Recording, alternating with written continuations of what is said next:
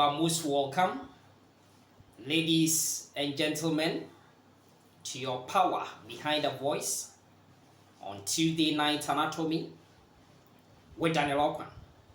Yes, we are still in the era of anatomy of clinical importance. And my friends, this is today's case study.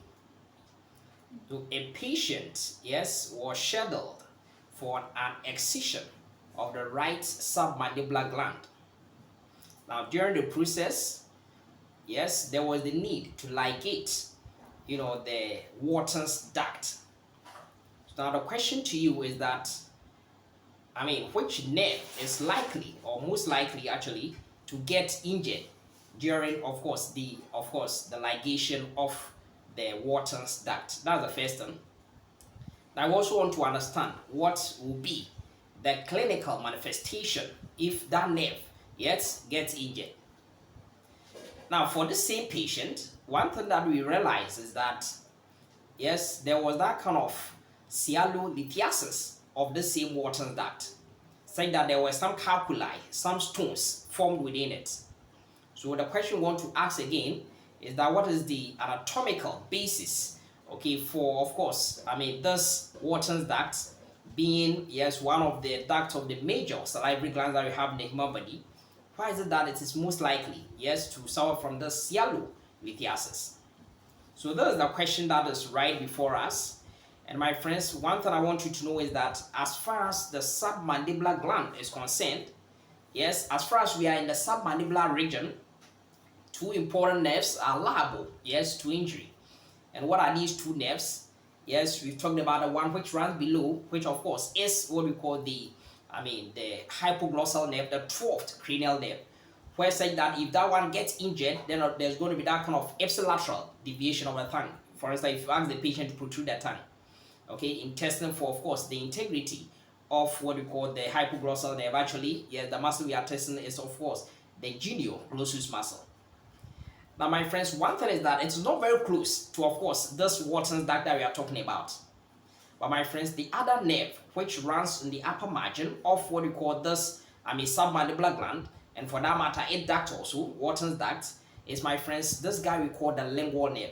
Because the lingual nerve, yes, bends or hooks around this what we call, this Wharton's duct. And that is why if there's going to be the need to ligate, the submandibular, yes, glands, the duct, by way of the Wharton's duct, then there will be the need, yes, to take very good care of what we call the lingual nerve.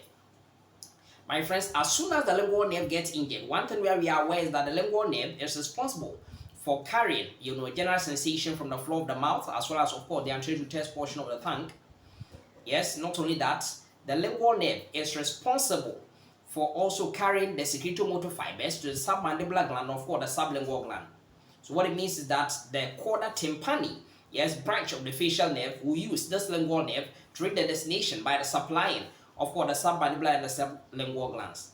So it means that whenever the lingual nerve is injured, it will not only lead to loss of sensation, general sensation in the floor of the mouth as well as the anterior test portion of the tongue, but also it will lead to, of course, secretomotor, loss to the submandibular and, of course, the sublingual gland, which means that the saliva, the resting volume of saliva, yes, will be reduced drastically. But one thing that we are aware is that in the resting volume of saliva, the majority of the contribution is coming from, of course, the submandibular gland. So in situation where, of course, the secretomotor fibers to the submandibular and sublingual gland, yes, is cut off because of injury to, of course, the lingual nerve, because the chorda tympani will make use of it, then there's going to be reduction in saliva production. My friends, not only that, but this guy chorda tympani nerve, yes, is also responsible for carrying special sensation, that is taste, from, of course, the anterior test portion of the tongue. Yes, except that of circumvallate papillae. So it means that there's also going to be that kind of loss of taste. There will be drastic reduction as far as taste sensation is concerned from the anterior test portion of the tongue, except that of circumvallate papillae. Because one thing we are aware is that circumvallate papillae, that taste, yes, will be carried via what we call the glossopharyngeal nerve, the 9th cranial nerve. So my friends, the question went on to say that, yes, it was also observed that, yes, as far as drainage of the Wharton's duct of saliva is concerned, yes, it was impeded because there were some stones, lithiasis in there. And so there was the need, yes, to remove these stones as well. So the question that we want to ask is that why is it that, yes, among the major, salivary glands, by of their ducts, yes, the sublingual, its duct, its major ducts, I'm talking about the parotid duct, the sternus duct, the major duct. Why is that the submandibular gland duct, that's the lingual, what you call the Wharton duct, is the one which is most likely going to suffer this low lithiasis? What's the anatomical basis? And it's pretty simple. First of all, it is very long. It's about 2 inches long. That's about 5 centimeters in length.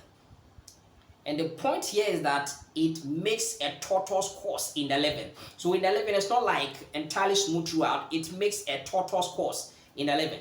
And my friends, as far as its course is concerned, it ascends against gravity. And that is why there could be that kind of stasis in there.